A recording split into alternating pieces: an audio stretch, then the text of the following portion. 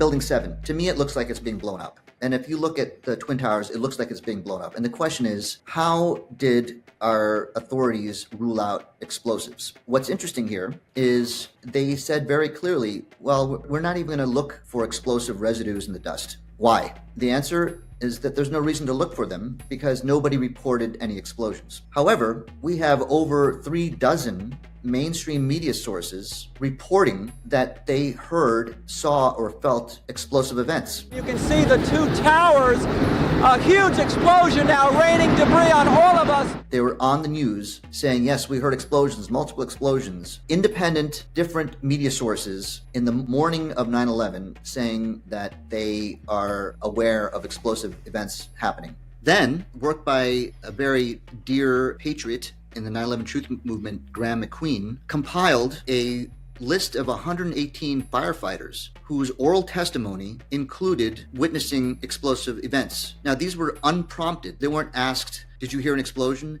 They offered it up, themselves, that's what happened to them. So the authorities involved, how do they explicitly ignore all of the testimony of witness to explosive events? That was the fundamental reason why they did not look for explosive evidence. Now, why did they do that? Well, I don't know, but let's just, take a step further. If there were evidence of explosives going off in those buildings, all three of them, how then would they explain the planes hitting the building? Now we're stuck, or they're stuck, with a very, very difficult proposition. Nothing makes sense now, unless you realize the fact that terrorists wouldn't need planes and explosives. They would need one or the other. You can take them down with planes, or you can take them down with explosives. Why would you need both? The only folks that would need both would be conspirators who are trying to hide the true mechanism of destruction by using planes to hide the real mechanism, which is the only thing that could actually bring those buildings down the way they did, through explosives. So